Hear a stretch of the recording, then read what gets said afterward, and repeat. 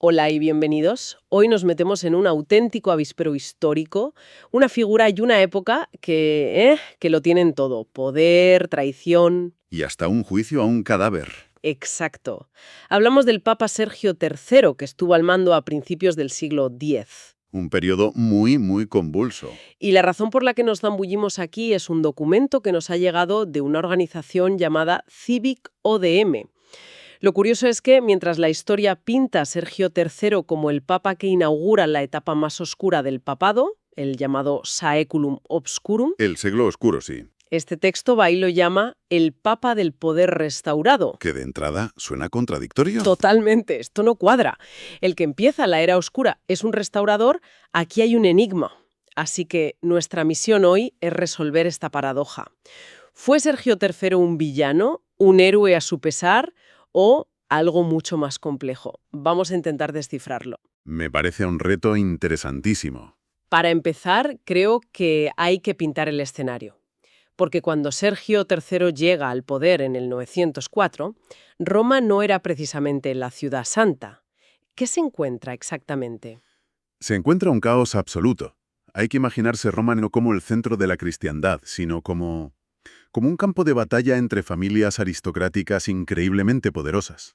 Ah, o sea, no hablamos de disputas teológicas. No, para nada. Piensa en las grandes familias de Roma como si fueran los accionistas mayoritarios de una corporación gigantesca, y el papado fuera el puesto de CEO. Y todos querían poner a su hombre al frente. Todos querían poner a su hombre para controlar la empresa. Es así de simple y de brutal.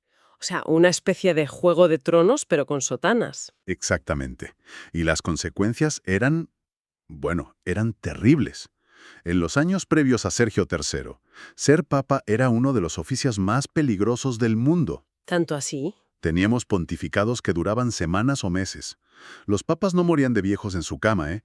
Eran depuestos, encarcelados, a veces asesinados. La silla de Pedro se había convertido en una silla eléctrica. La institución estaba siendo asfixiada por intereses que no tenían nada de espiritual. Vale. Entonces, en medio de esa carnicería aparece Sergio III y no solo llega al poder, sino que se mantiene 7 años. Eso, comparado con lo que pasaba, es una eternidad. Una anomalía total. ¿Cómo lo hace? ¿Tenía un ejército privado? ¿Era un genio político? ¿Cuál fue su truco? No tenía un ejército, pero tenía algo casi tan bueno. El respaldo de una de esas familias superpoderosas, la de los teofilactos. Ajá. Y aquí es donde empieza la gran paradoja de su pontificado. El nudo de todo el asunto. No llega al poder por aclamación divina, sino a través de una alianza política muy terrenal. Es decir, para salvar al papado de las facciones, se alía con una de las facciones más fuertes. Precisamente. Visto así, suena a una solución bastante imperfecta, casi como apagar un fuego con gasolina. Lo es. En la historia las soluciones perfectas son una rareza. Pero desde la perspectiva del documento, esta alianza, con todos sus problemas, tiene un efecto inmediato. Estabiliza la situación. ¿En qué sentido? De repente, el carrusel de papas se detiene. Durante 7 años hay un solo hombre al mando. Esto devuelve una apariencia de normalidad, de autoridad. El papado vuelve a ser visible, a tener un rumbo, aunque sea uno condicionado, Un poder que venía con letra pequeña, con muchísima letra pequeña. atado a los que le habían ayudado a llegar allí. Esa es la clave. Es una estabilidad comprada a un precio muy alto, la dependencia. Y esa tensión define todo su papado. Restaura el orden institucional, pero a costa de enredar aún más a la Iglesia con el poder temporal. Vale, entiendo el pacto político, pero el documento insiste en que fue un restaurador en un sentido más profundo. Y aquí es donde la historia se vuelve extraña. Muy extraña. Hay un episodio que parece sacado de una película de terror y que Sergio III zanja de una vez por todas. Hablo de la historia del Papa Formoso. El sínodo del cadáver. Es uno de los momentos más grotescos y reveladores de la historia de la Iglesia. Cuenta, porque el nombre ya promete. Pues para que nos hagamos una idea del nivel de locura. Unos años antes, un papa llamado Esteban VI, enemigo acérrimo de su predecesor Formoso, que ya estaba muerto y enterrado, Muerto y enterrado, me quedo con ese dato. decidió que la muerte no era excusa para librarse de la justicia. Espera, ¿me estás diciendo que juzgaron a un muerto? Y no de forma simbólica. Sacaron el cadáver de Formoso de la tumba, que llevaba meses descomponiéndose. ¡Qué horror! Lo vistieron con las ropas papales, lo sentaron en un trono en la sala del sínodo y procedieron a interrogarlo, con un diácono acobardado que respondía en su nombre. Esto es increíble. Suena a un sketch de los Monty Python.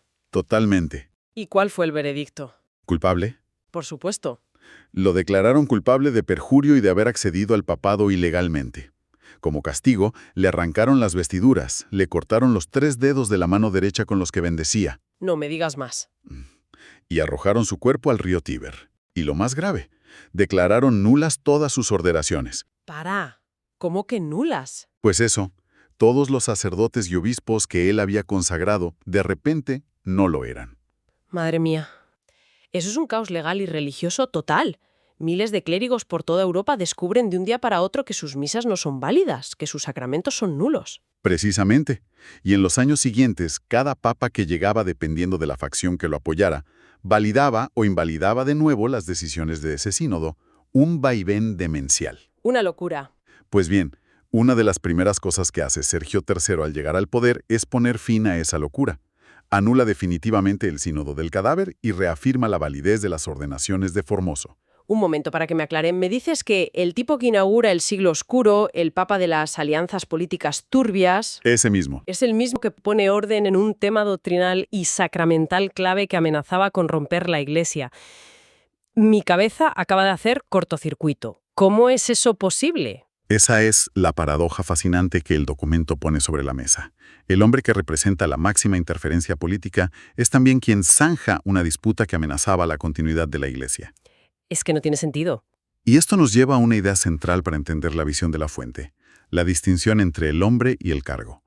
La validez de sus actos como papa, en esta visión, no depende de su moralidad personal, sino de su función como sucesor de Pedro. O sea que la gran lección aquí, casi contraintuitiva, es que para la Iglesia la institución es a prueba de balas, incluso si quien la dirige no lo es.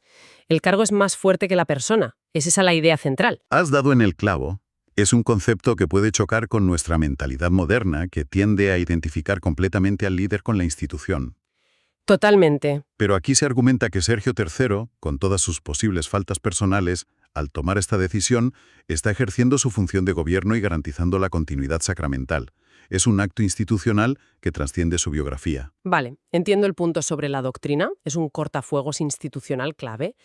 Pero no podemos ignorar al hombre, porque su fama no viene precisamente de su prudencia teológica, ¿verdad? Para nada. Las acusaciones que se le hacen son gravísimas. Hablemos de esas sombras. Son muy densas. Las fuentes de la época, principalmente un cronista llamado Liutprando de Cremona, lo pintan como un personaje terrible. ¿Qué dicen de él? Lo acusan de haber ordenado el asesinato de sus 2 predecesores y de tener un hijo con una joven de la familia Teofilacto, Marosia, que más tarde se convertiría en Papa Juan XI.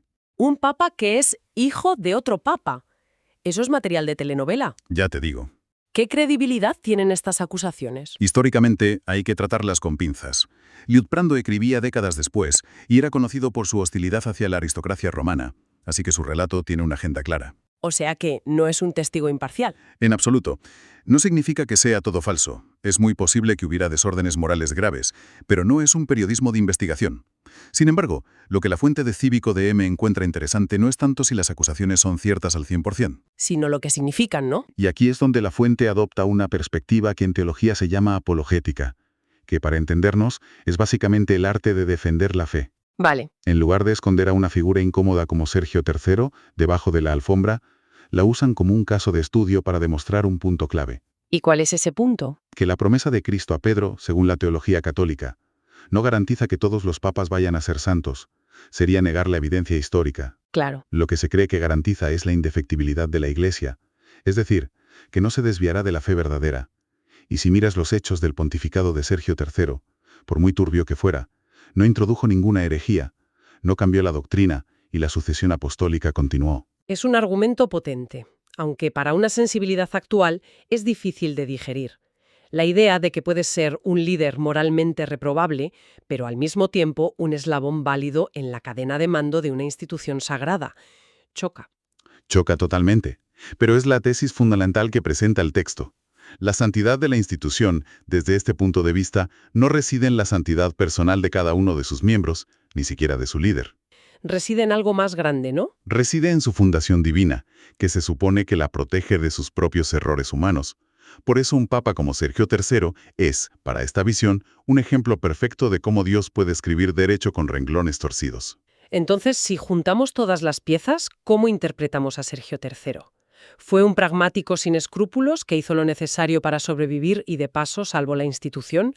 ¿O una marioneta de sus aliados políticos? Creo que es la encarnación de esa paradoja. El documento lo describe como un papa con sombras humanas reales, pero plenamente integrado en la continuidad de la Iglesia. Una mezcla muy extraña. Su legado no es la pureza moral, sino una estabilidad imperfecta y muy costosa. Pero, después de décadas de caos, esos 7 años de gobierno permitieron que la institución respirara, que sobreviviera. Sin esa estabilidad precaria, el papado podría haberse desintegrado o convertido para siempre en un simple obispado local controlado por una familia romana. O sea que, sin pretenderlo, al consolidar su propio poder a través de esas alianzas, también consolidó la institución. Sí, pero es una consolidación que deja una herida profunda. Al mismo tiempo que estabiliza, inaugura un siglo en el que la dependencia del poder político se hará insoportable. El Saculum Obscurum. El Saculum Obscurum que él empieza será una lección durísima para la Iglesia. ¿Una lección en qué sentido? En el sentido de que la Iglesia aprenderá, por las malas, que esa dependencia de los poderes terrenales la asfixia y la corrompe. Esta experiencia tan traumática será el germen de la gran reacción que vendrá siglos después, la Reforma Gregoriana. ¿Qué fue eso? Un movimiento potentísimo que buscará precisamente lo contrario, la libertas ecclesiae, la libertad de la Iglesia frente a emperadores, reyes y familias nobles. A veces, como institución y como personas, es necesario tocar fondo para empezar a subir. Sergio III es, en cierto modo, el que marca ese punto más bajo. Resumiendo entonces, la figura de Sergio III nos obliga a mirar más allá de la caricatura del papa malvado de una película.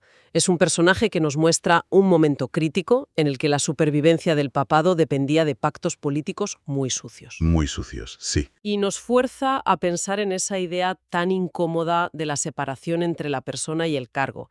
Un papa que da inicio a una era oscura, pero que al mismo tiempo pone orden doctrinal y garantiza que la maquinaria siga funcionando. Exacto.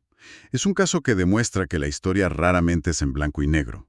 Y esto nos deja con una reflexión final que va más allá de la historia del papado. A ver. El documento se centra en cómo la Iglesia aprendió de esta crisis, pero la pregunta es más amplia y creo que nos interpela hoy. Adelante.